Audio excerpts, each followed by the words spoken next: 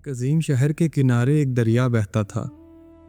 اس دریا کے پاس ایک پرانی جھونپڑی میں ایک بزرگ رہتا تھا جس کا نام بابا اسحاق تھا۔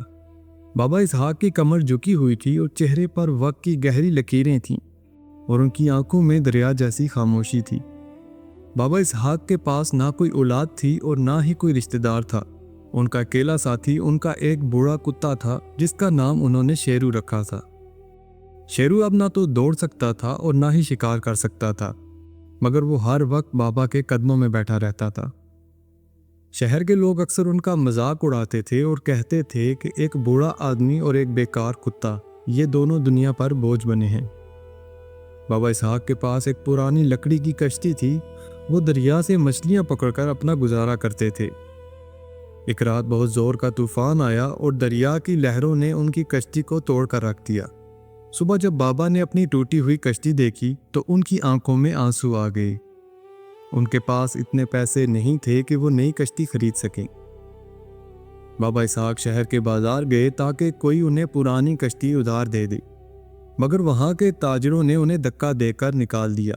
ایک امیر تاجر نے ہنس کر کہا، بابا تمہاری قسمت بھی اس کتے کی طرح سڑ چکی ہے، اب دریا تمہارے لیے نہیں رہا۔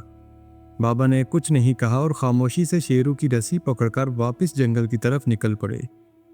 واپسی پر شیرو نے اچانک عام راستہ چھوڑ دیا اور دریا کے اس حصے کی طرف بھاگنے لگا جہاں جھاڑیاں اور پرانے درخت تھے۔ بابا اسحاق اسے روکتے رہے مگر شیرو نے ان کا پلو پکڑ کر کھینچنا شروع کر دیا۔ جب بابا جھاڑیوں کے پیچھے پہنچے تو وہاں ایک پرانی پتھر کی کشتی دبی ہوئی تھی جو صدیوں پرانی لگ رہی تھی۔ بابا اسحاق نے جب اس کشتی کو چھوا تو ان کے جسم میں عجیب سی تھرتھراہٹ دوڑ گئی۔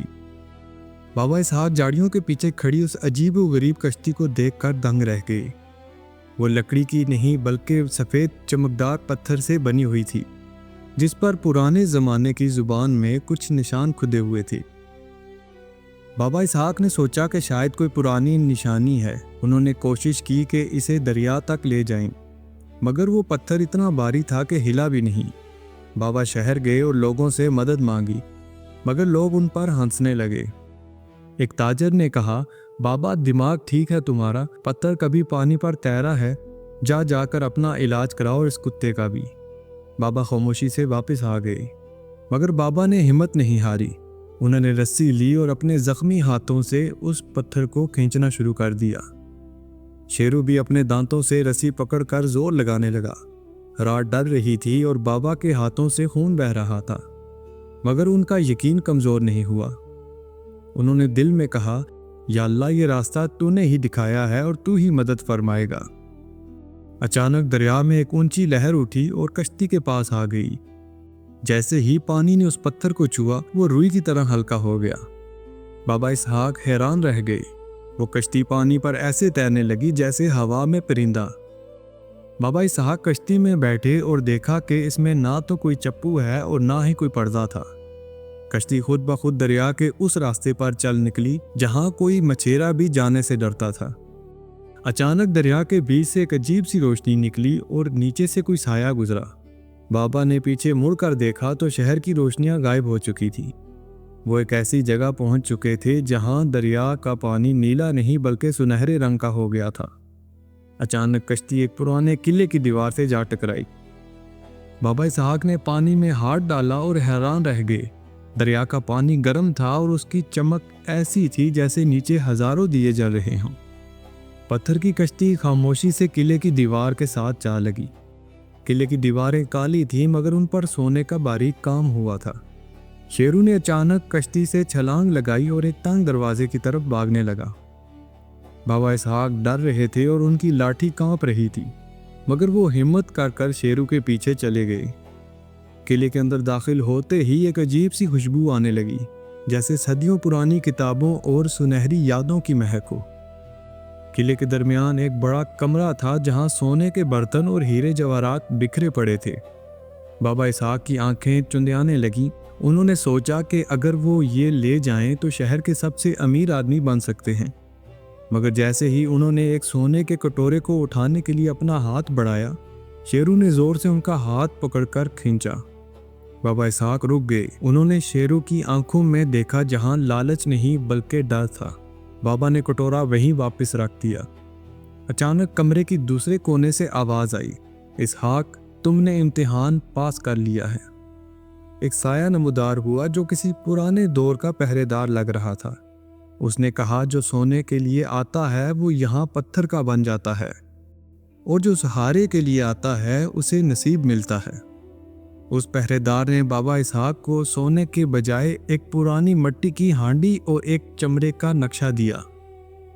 उसने कहा कि इस हांडी में वो बीज है जो तुम्हारी सूखी हुई खेत को गुलजार बना देगा, और ये नक्शा तुम्हें उस रास्ते पर ले जाएगा जहां तुम्हारा खोया हुआ बेटा तुम्हारा इंतजार कर रहा है। बाबा इसहाक का दिल जोर जोर से धड़कने लगा, मगर जैसे ही उन्होंने नक्शा खोला, किला लरजने लगा और सुनहरे पानी तेजी से ऊपर आने लगे। शेरू ने दरिया की तरफ इशारा किया जहां एक काली कश्ती उनका रास्ता रोके हुए थी। किला तेजी से पानी में डूब रहा था और सुनहरा पानी खौफनाक लहरों में बदल चुका था। बाबा इसहाक और शेरू अपनी कश्ती की तरफ बढ़ने लगे, मगर उनका रास्ता एक काली कश्ती ने रोक रखा था। बाबा इसहाक की धड़कनें तेज हो गईं जब उन्होंने उस साए के हाथ में अपने बेटे की पुरानी तलवार देखी। उन्होंने चीख कर कहा, बेटा, क्या ये तुम हो? मगर वो साया खामोश रहा और तलवार हवा में उठा ली। शेरू जोर जोर से भौंकने लगा, जैसे बाबा को खतरे से होशियार कर रहा हो। वो शख्स असल में किले का आखिरी मुहाफिज था जो इंसानी रूप में उनका इम्तिहान ले रहा था। उसने कहा, इसहाक, अगर बेटे को पाना है तो इस मिट्टी की हांडी को दरिया में फेंक दो, वरना तुम दोनों यहाँ गर्क हो जाओगे। बाबा के सामने एक तरफ बेटे की उम्मीद थी और दूसरी तरफ अल्लाह का दिया हुआ तोहफा। बाबा ने ठंडे दिमाग से फैसला किया और हांडी को सीने से लगा लिया। उन्होंने कहा, नहीं, ये अल्लाह का दिया हुआ तोहफा है, मैं इसे नहीं फेंकूंगा, अल्लाह ही निगहबान है। जैसे ही बाबा ने ये कहा, वो काली कश्ती धुआं बनकर गायब हो गई। पत्थर की कश्ती खुद ब खुद दरिया के उस किनारे ले गई जहां एक पुरानी सराय बनी हुई थी। वहां एक शख्स दरिया को देख रहा था जिसके हाथ में वही निशानी थी जो नक्शे पर बनी थी। वो बाबा इसहाक का बेटा ही था जो सदियों से उनका इंतजार कर रहा था। बाबा ने उसे गले लगाया और शेरू खुशी से इनके गिर्द चक्कर लगाने लगा। बाबा इसहाक वापस अपने गांव आए। उन्होंने मिट्टी की हांडी अपने सूखे हुए खेत में डाली और खेत फलों और अनाज से भर गया। शहर के लोग हैरान हो गए कि एक बूढ़ा आदमी और बेकार कुत्ता अपनी किस्मत कैसे बदल सकते हैं। बाबा सिर्फ मुस्कुरा कर कहते, रिस्क और रिश्ते लालच से नहीं, सब्र और वफादारी से बनते हैं।